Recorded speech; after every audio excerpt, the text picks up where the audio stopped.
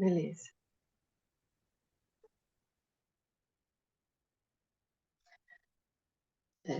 Hoje nós vamos ler Apocalipse, de 2 a 18, até o 3, versículo 6. Mas primeiro vamos ler sobre a igreja em Tiatira.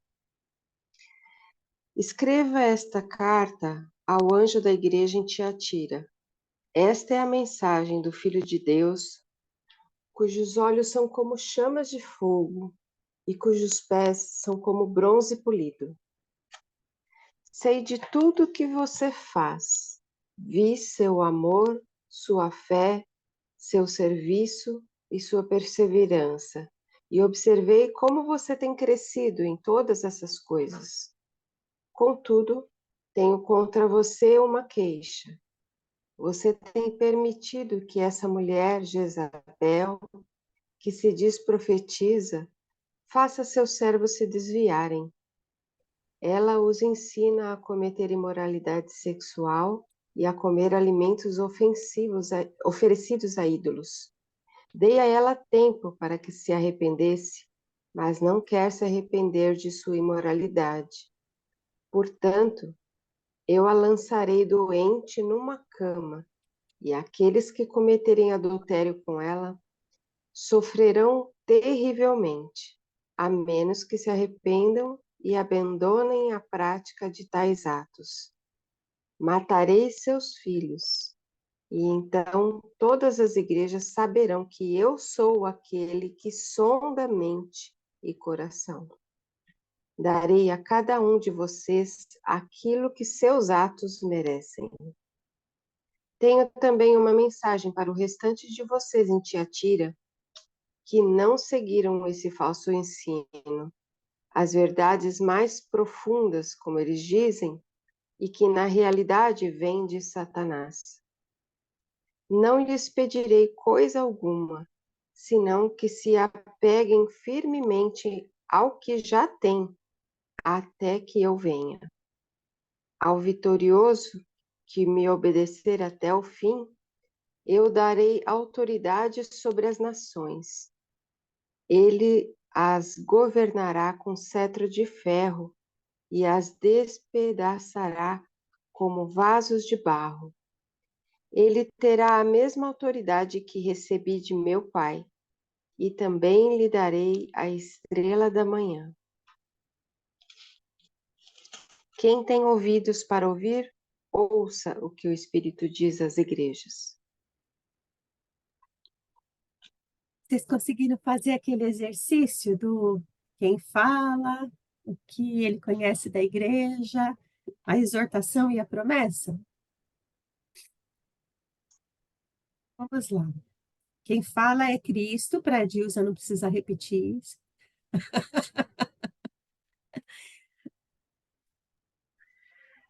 Filho de Deus. Filho de Deus. E ele usa aquela mesma expressão que ele tem lá no começo, né? Ele fala dos olhos e dos pés. O que vocês acham sobre isso?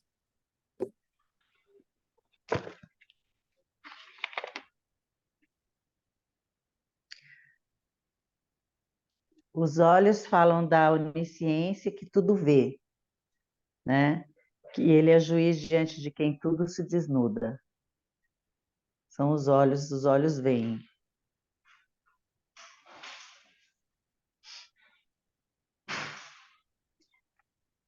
E os pés falam da onipotência. Estou vendo o Hernandes aqui, tá, gente? Está aqui, ó. Isso Convém que mesmo. ele reine até que ponha todos os seus inimigos debaixo dos seus pés. Isso. Então, os olhos é o poder da onisciência, de saber todas as coisas, e os pés, a firmeza do poder, né? Da onipotência de Deus. Então, é uma pessoa, né? Um ser que está falando de autoridade e poder, de um poder verdadeiro, sólido, né? Então, continuemos agora. O que ele conhece dessa igreja?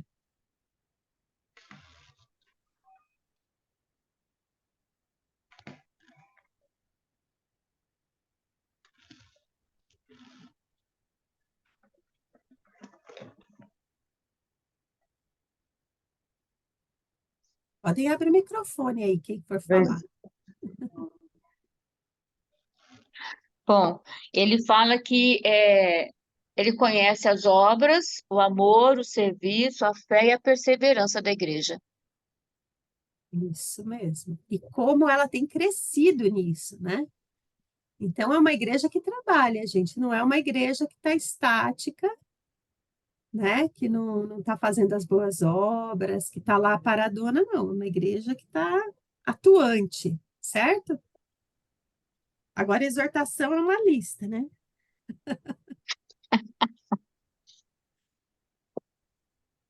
Né? Ela tolera a idolatria e a imoralidade, principalmente Jezabel, né? Que é colocada aqui, né? Como forma de representar aquilo que Israel, que aconteceu em Israel no Antigo Testamento. E lembram da Jezabel, quem ela era lá, o que ela fazia? Adoradora de Baal, né? Levava as pessoas, os povos a pecarem, uma profetisa, né? Até fala aqui, né? Que se diz profetiza e façam meus servos se desviarem. Ensina a Essa, cometer imoralidade sexual, comer alimentos oferecidos a ídolos, né?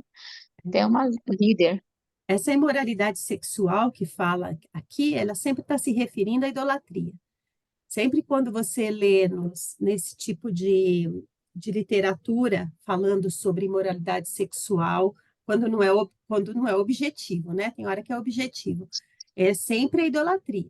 É o povo que se mistura, né? Que vai atrás do Baal, ou dos postes ídolos, ou desse símbolo que representaria Deus, mas como nada representa Deus, então é idolatria, né?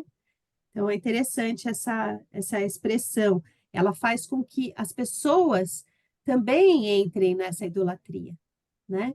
Como eu estava falando no começo, a igreja de Tiatira, como eu li lá no paper da Heloísa, é a igreja que foi institucionalizada, né? Depois que a igreja se uniu ao Estado com Constantino, no ano 300, ela, no ano 600, ela passa a ela ser, na verdade, o poder político, a ela inverte a posição, né?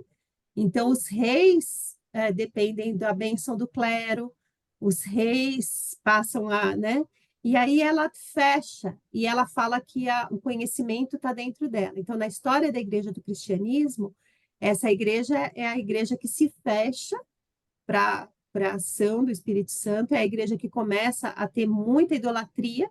Até o ano 600, você não vê no cristianismo essas idolatrias, você começa a ver, quer dizer, você vê algumas misturas de festas pagãs com festas cristãs, né? Há um certo sincretismo, mas é na igreja de Tiatira que você começa a ver a questão de ídolos mesmo, de imagens, de tudo isso, né?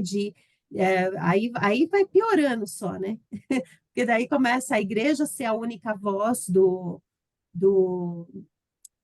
da palavra de Deus, ela esconde, né, dentro dela a palavra de Deus, ela não permite que as pessoas leiam, assim, só quem é do clero que pode ter acesso, ela vai se fechando, né? E começa essa idolatria. Até essa expressão que tem aí, não, a palavra de Deus traz as verdades mais profundas que nós conhecemos, nós do clero, que recebemos essa revelação, né? E aí ele fala que, na verdade, vem de Satanás essas verdades mais profundas aí, né? Foi muito bacana poder ler o paper da Heloísa e conseguir fazer essa conexão, né, dessa, dessa igreja histórica, e que, na verdade, a gente ainda tem ela hoje, né? A gente ainda tem esse tipo de igreja que só o clero, só a liderança pode interpretar a palavra, que ninguém recebe mais revelação, que ninguém mais pode ler e interpretar, porque eles têm medo dessas interpretações e continuam dominando a palavra. Só está a gente vê isso em muitas igrejas, ou não?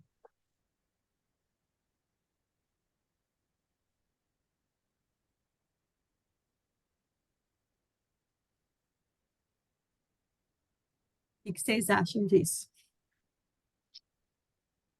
A gente ainda sabe de muitos países que são teocráticos, né? A gente pode colocar o Irã aí, um país totalmente teocrático, né? Onde a lei é determinada pela liderança religiosa, né? Algumas regiões também, né? Onde existe essa questão do domínio, né?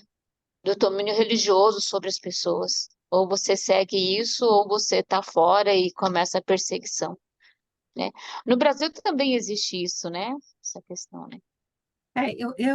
Eu concordo com você, mas aí, no caso, estou falando de igrejas cristãs, né? Igrejas que estão Cristãs, na né? mão de Cristo. É, Então, não é de de outra religião, né? De outra, sei lá, de outra princípio, são dentro dos próprios cristãos. Quantas igrejas a gente vê que as pessoas não são incentivadas a ler a Bíblia, as pessoas não são incentivadas a buscar esse devocional em casa, mas tem que ir no templo, né?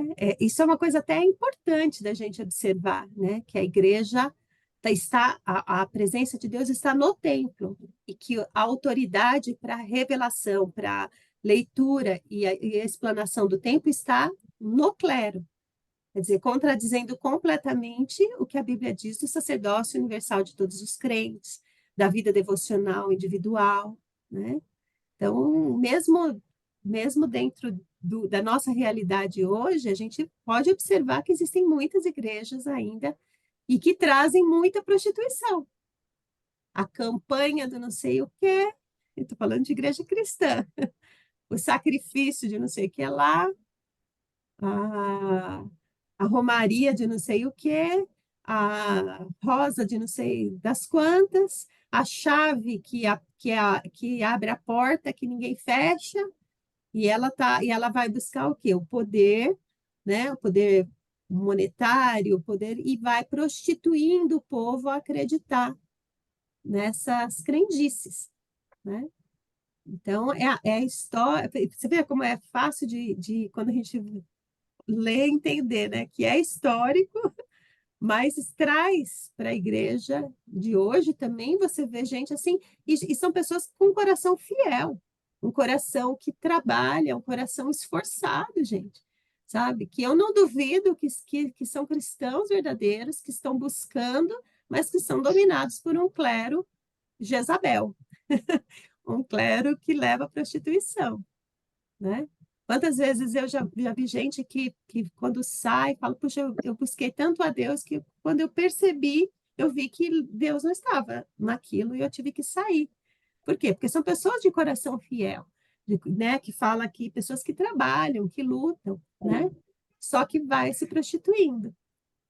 Mas é difícil, né, Edith? Eu acho que eu tenho, nossa, muitos amigos que são tão fiéis àquilo tudo que eles receberam ao longo da vida, que por mais que a gente, eu já não consigo nem falar contra qualquer tipo de fé que ele tenha fora de Jesus, fora de Deus, mas eu fico impressionada porque ele é extremamente fiel, tenta ser fiel a Jesus, tenta seguir, e ao mesmo tempo ele não consegue abrir mão daquela outra devoção que ele tem por, sei lá, né, por esse ou por aquele. Eu fico pensando até o poder que Maria, né, gente, tem no nosso país, né, o lugar que ela ocupa, e eu tenho profunda admiração por Maria, então fica até difícil da gente falar alguma coisa, mas é uma devoção que está entranhada, né, no coração, uma coisa impressionante, como é só Jesus, só o Espírito Santo mesmo para dizer que não é tudo aquilo, né? Não sei como fazer, na verdade.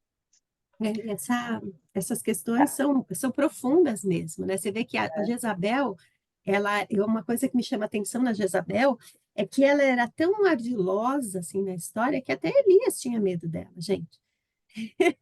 Elias tinha medo dela. Ele foge lá para a caverna, por quê? Porque mesmo depois de acabar com os 400 profetas de Baal lá, ele não, né? O Senhor ter acabado, ele ter visto o poder de Deus, ele foge com medo dela matar ele. Ele foge desanimado, né? Então, quer dizer, é uma força grande, não é uma coisa simples. Essa comparação com Jezabel aqui é bem interessante, né? Essa questão também da ciência religiosa, às vezes a gente não se percebe desses detalhes, né? Essa ciência religiosa que só os teólogos têm a interpretação, porque eles conhecem o original, quer dizer, tira tudo do Espírito Santo. O Espírito Santo não revela mais, porque eu tenho que ler no original, porque no original é que eu vou ter o pleno conhecimento da minha mente. Isso é doutrina de Satanás. Está escrito aqui, não sou eu que estou dizendo, não. Isso é doutrina de Satanás. Nós temos que continuar acreditando na revelação do Espírito Santo. É o Espírito Santo quem revela, é o Espírito Santo quem dá, e ele dá a quem ele quiser. E dá aos simples para confundir os sábios. Isso é bíblico. Não estou falando nada fora da Bíblia. Estou falando alguma coisa fora da Bíblia? Não, não. Você sabe que aqui na Bíblia da Mulher, né, aquela da SBT antiga, da Sociedade Bíblica, ele fala que Jezabel, ela era uma mulher da igreja também.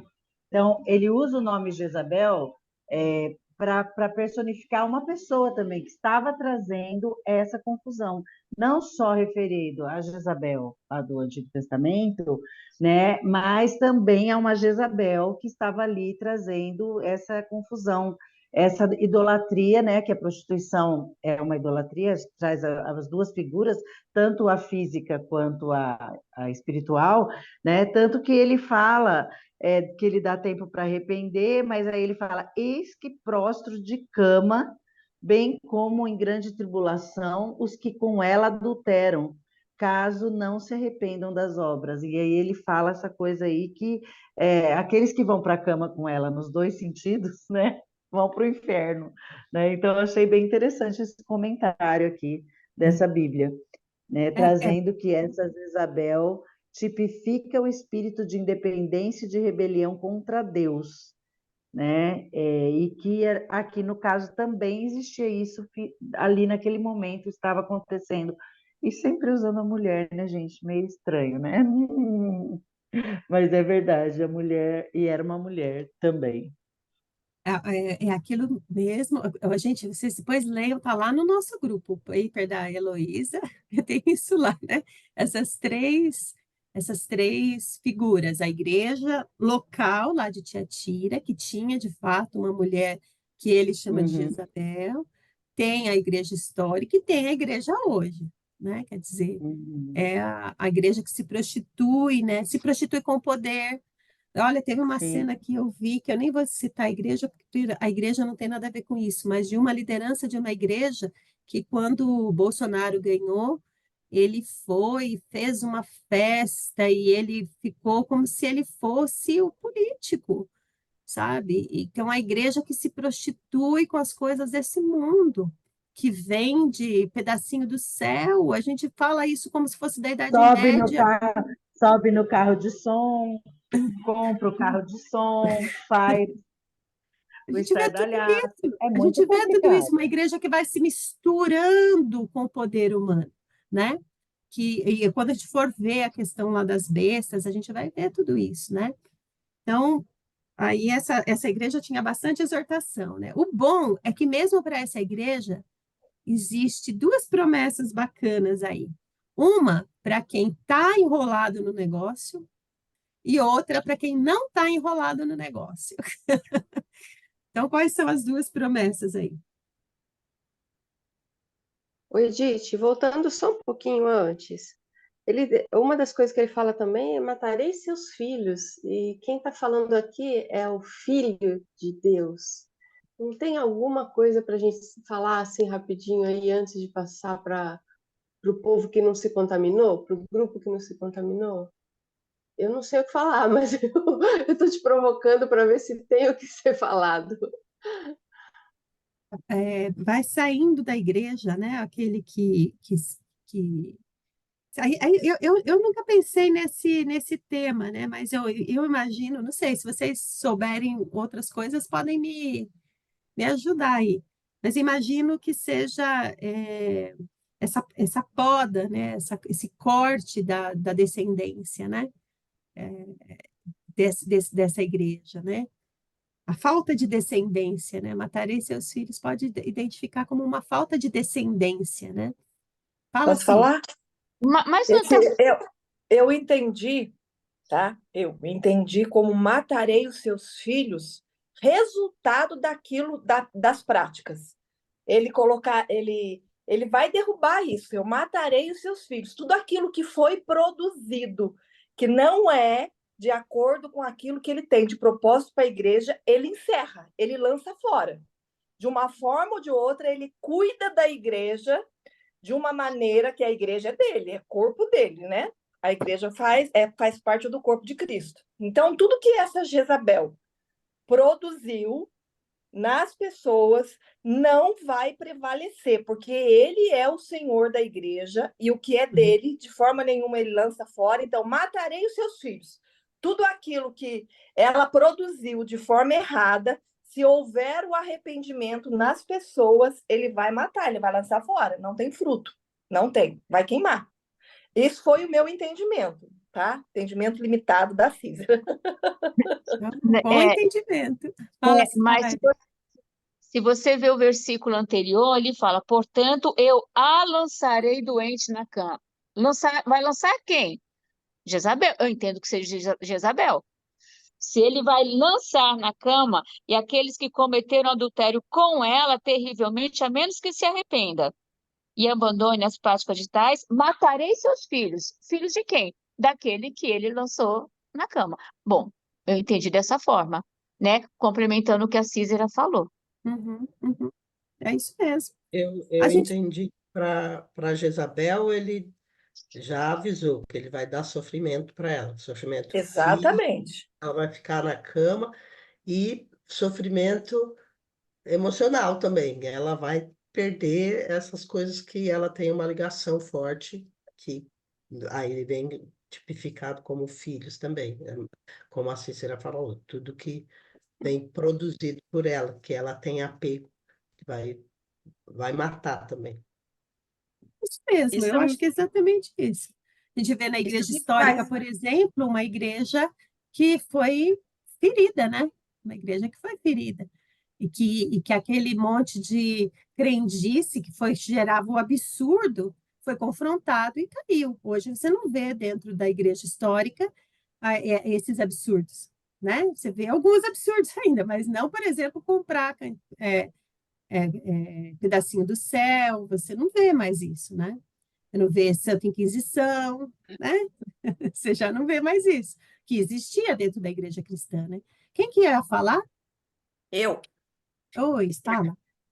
Isso me faz lembrar, ai daqueles por quem vem os ais.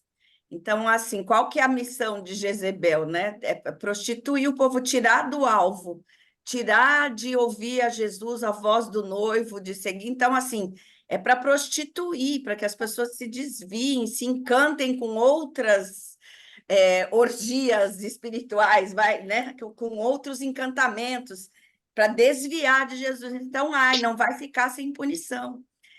Como é que você quer desviar a minha noiva do encontro comigo e vai passar impune? Não tem como. É. Isso aí. Todas muito boas as reflexões de vocês. Aprendi. Então, acho que a preocupação, talvez a chance de arrependimento também são para os filhos, né?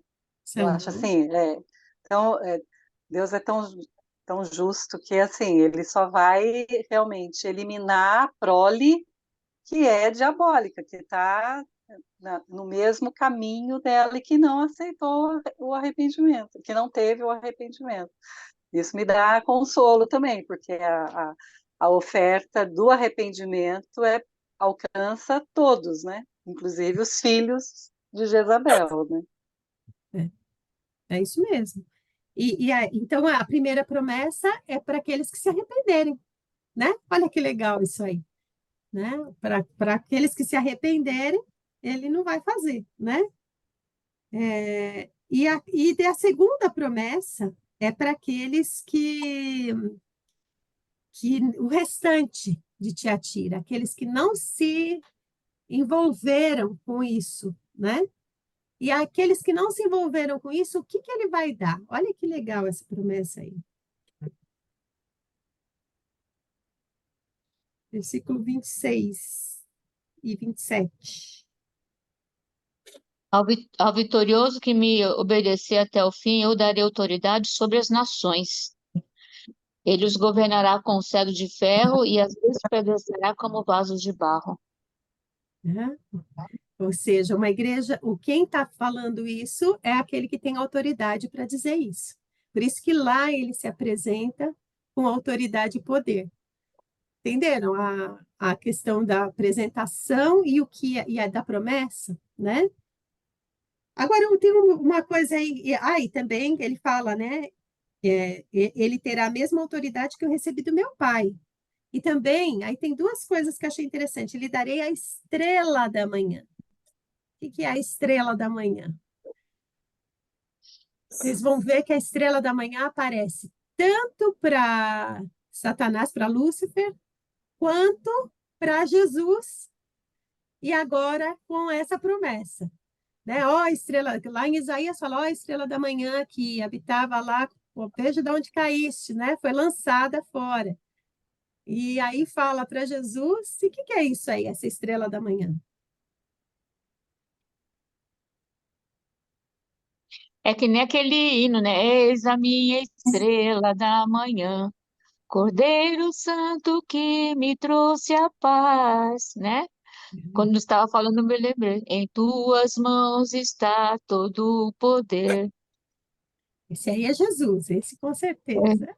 É, E quando Estrela fala em da Isaías, manhã, olha a estrela da manhã, da onde caíste, né? Lá é outro ser. Então, o que que a gente poderia deduzir que é a estrela da manhã? esperança Esperança. E qual que é a nossa esperança? da vida eterna. Ah, isso aí. Então, pode falar assim. Não, eu só estou pensando no meu pensamento vago. A mão foi um acaso aqui. Tá bom. Estou tentando colocar. A mão foi uma.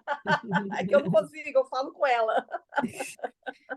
Mas é a vida eterna, né? Então, são seres que eram eternos, né? Ou, no caso, Lúcifer, que era um ser eterno e que foi lançado para a Terra, ou seja, que ele perdeu a eternidade e os dias dele já foram contados, né? Então, saiu lá, foi lançado na cronologia, né? Passa a ser mortal, né? Vocês separaram, a segunda coisa aí, vocês separaram que nas três primeiras igrejas, ele fala assim, quem tem ouvidos para ouvir, ouça o que o Espírito diz à igreja, e o Espírito diz alguma coisa. E vocês separaram aí inverte, tem a promessa e depois só fala, quem tem ouvidos para ouvir, ouça o que o Espírito diz à igreja. E ponto. Repararam nisso? Que aí nas três primeiras igrejas ele fala alguma coisa. E a partir da igreja de Tiatira, ele fala do Espírito e ponto. O que vocês acham disso? Foi por causa disso aí, Elô, que eu fui olhar o seu paper.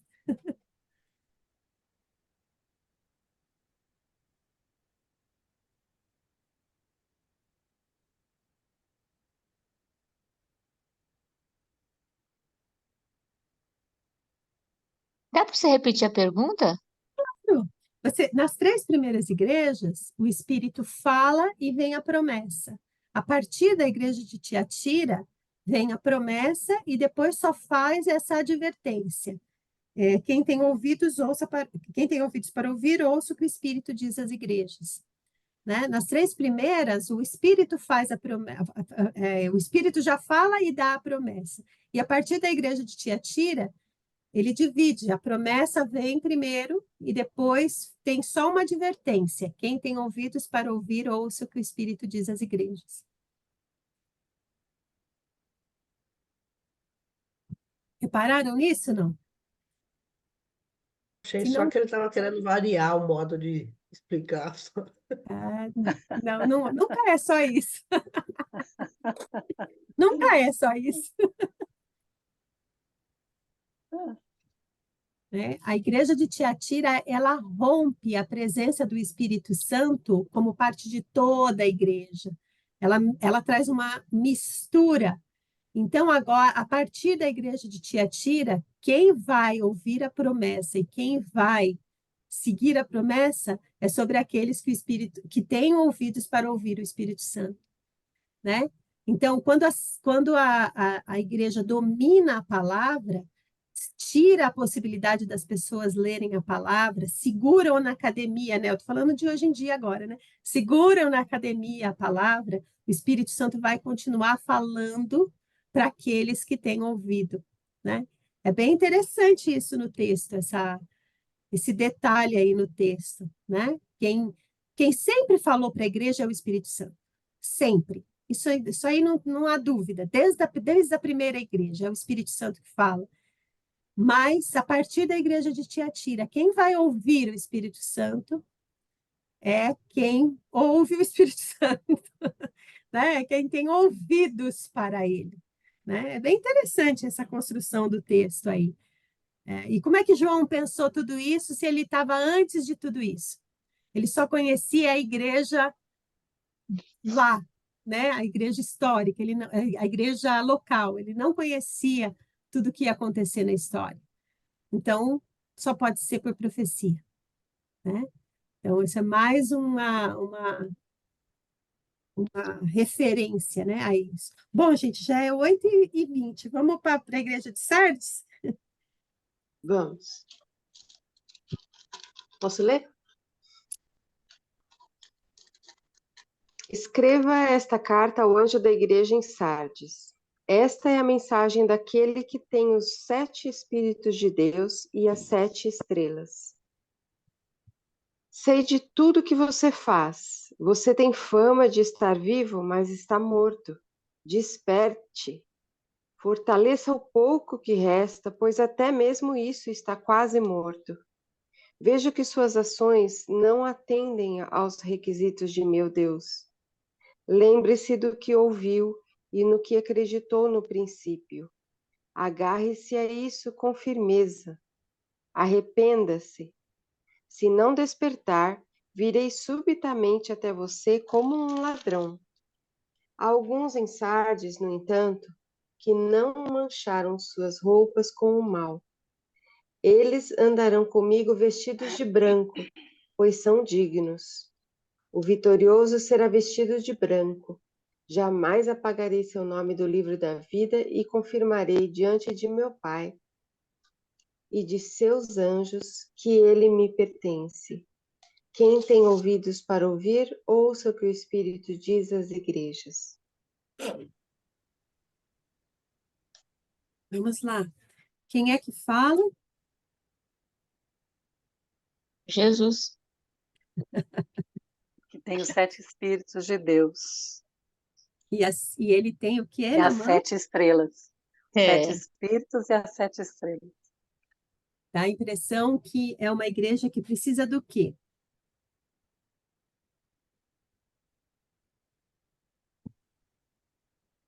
Bom dia, meninas. A Bom igreja que dia. precisa do avivamento. A igreja precisa lembrar que ela está na mão de Deus, né? Que está na mão de Jesus, não está na mão da Jezabel, não está na mão do poder humano, está na mão de Jesus. Isso aí. E o que ele conhece dessa igreja?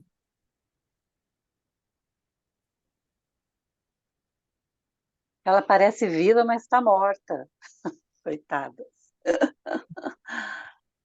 A morta, né? Se a gente pensar na igreja histórica, é a igreja que parecia estar morta, né? Que parecia que já não ia ter solução. Uma igreja que tinha todo o poder, uma igreja que dominava a política, uma igreja que tinha inquisição, né? Como é que haveria alguém vivo ainda dentro dessa igreja para fazer alguma coisa, né? Mas tenha. Quem que eram os vivos?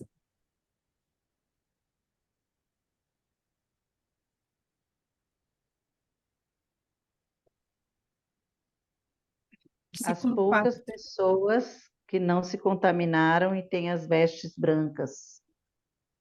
Isso aí, Poucas. Na versão aqui fala poucas. poucas. Aqui fala alguns, né? É. E que de Um modo grupo, nenhum ele apagará. Esse é bem interessante. e um grupo de pessoas que não se contaminaram com aquilo. Olha que interessante. Essa aí é bem a voz da reforma, né? Sola as escrituras, sola. É bem a voz da reforma, né? É voltar para aquele básico, né? Somente as escrituras, somente Cristo, somente a graça. É bem focado esses.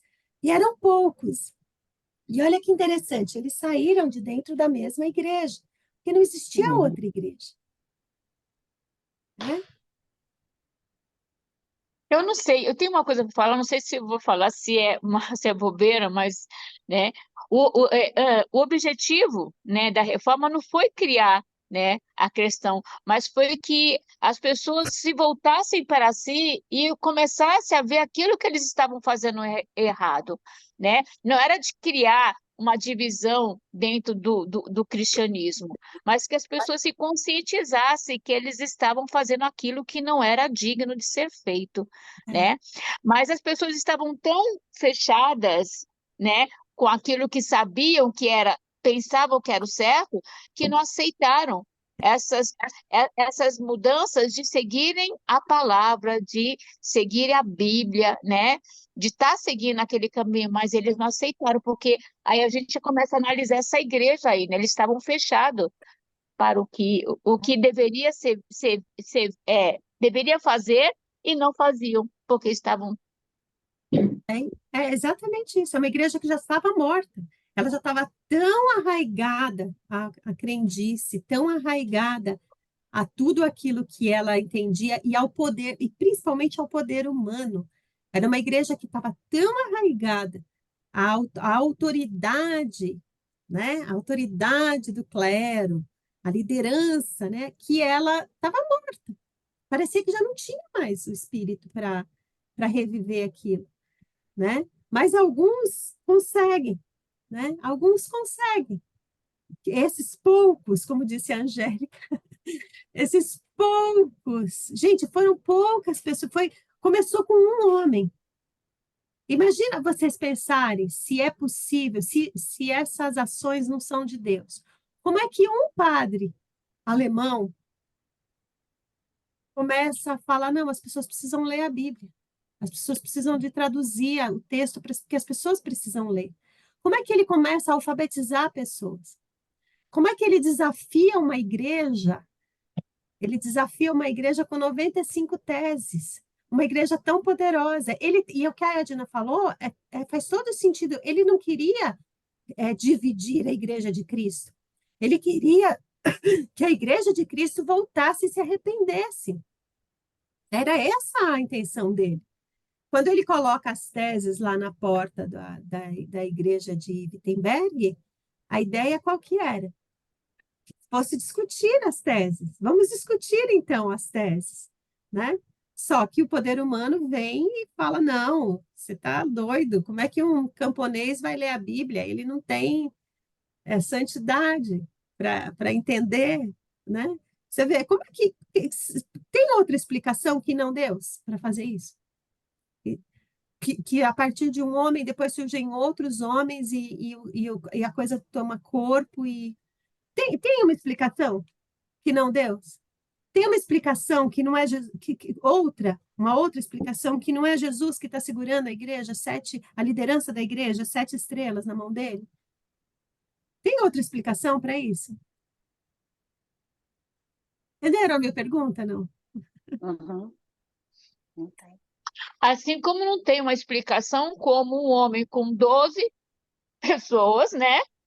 Começou todo esse movimento e dura até hoje. Também não tem explicação. Pessoas incultas, com conhecimento, mas que continuaram firmes. Então, você não tem uma explicação lógica para tentar definir o que aconteceu.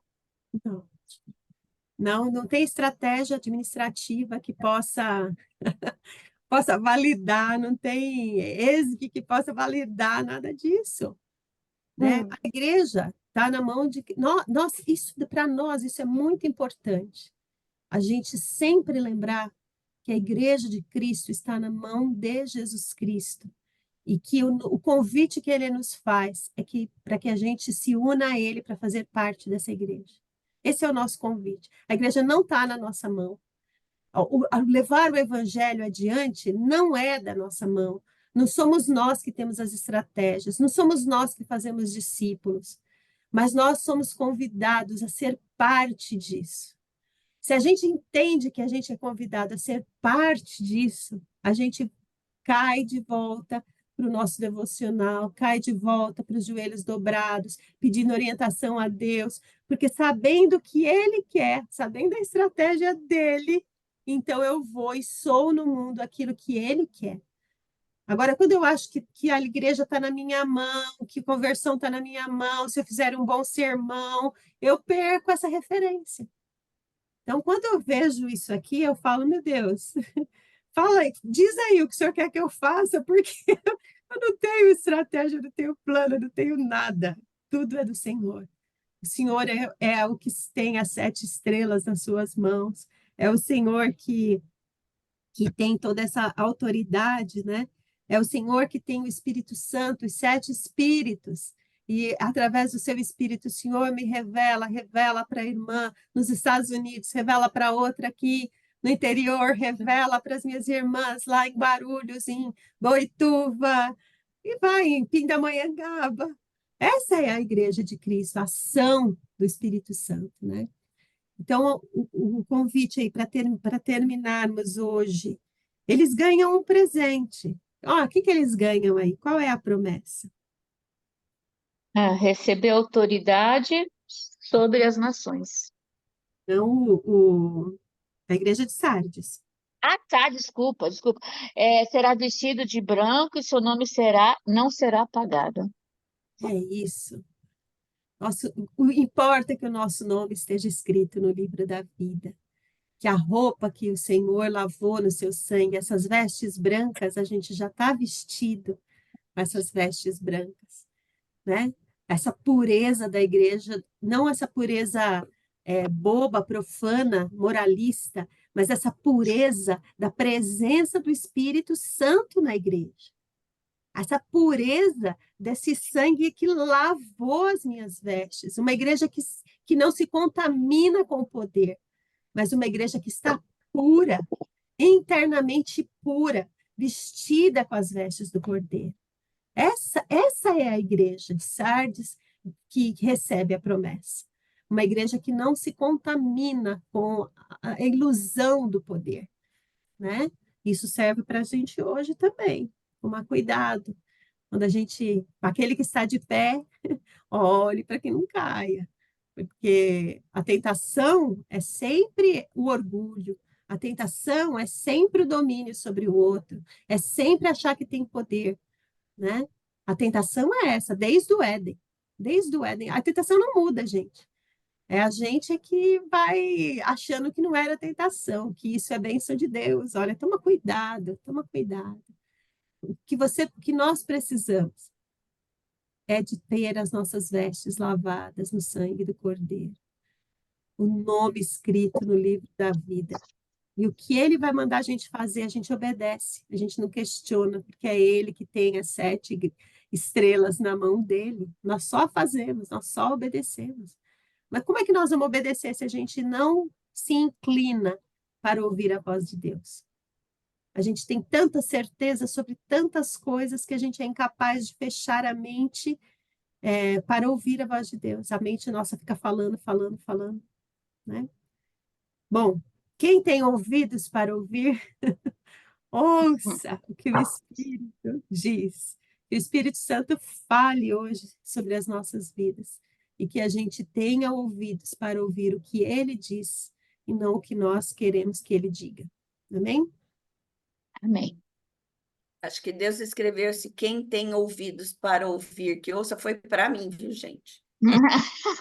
Eu sou a pessoa que tem que lembrar disso. Então, esse versículo, desculpa, é para mim. Para nós, Esther. Tamo junto. Fazer assim, né? Tamo junto. Ai, ai. Quem que pode orar hoje, gente, para a gente encerrar? A Angélica vai ficar muito tempo fora, Angélica, é você mesma. Posso orar. Senhor amado, bendito seja o teu nome para todo sempre.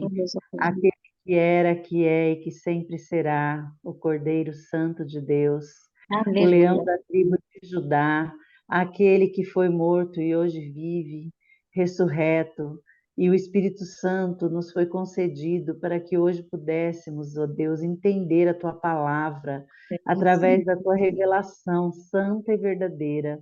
Obrigada por Aleluia. essa palavra, por esse livro da revelação, por esse livro através do qual nós podemos entender os seus mistérios, Pai, de uma forma tão linda, Pai, através da comunhão dos santos, aqui reunidas nessa manhã, Pai. Ajuda-nos a entendermos as exortações e também a entendermos as promessas que o Senhor tem para nós hoje como tua igreja, Pai. Igreja coletiva, igreja que se junta e como indivíduos parte de uma igreja. Senhor, obrigada, Pai, porque nós podemos confiar que o Senhor tem o nosso nome escrito no livro da vida, que o Senhor está nos lavando e queremos ser apresentadas diante de Ti com as vestes brancas, Senhor, limpas, santas, lavadas pelo sangue do Cordeiro. Muito obrigada, Pai, por essa manhã preciosa, pelas nossas irmãs. Segue com cada uma em sua luta diária, as que estão enfrentando problemas de enfermidade nas suas famílias, problemas, ó Deus, que só o Senhor pode resolver, inquietações no coração, ansiedades, que o Senhor nesse dia leve de cada uma de nós e nos dê a tua paz. Queremos viver nesse dia cheios do teu Espírito, queremos viver nesse dia deslumbradas aos teus pés, Senhor, admirando o Deus maravilhoso que nós temos, o Filho de Deus, o Jesus vivo, ressurreto. Nós queremos te bendizer nessa manhã, Senhor. Sê conosco e conduz-nos, Pai, em nome de Jesus. Amém. Amém. Amém. Amém, Senhor. Amém. Amém.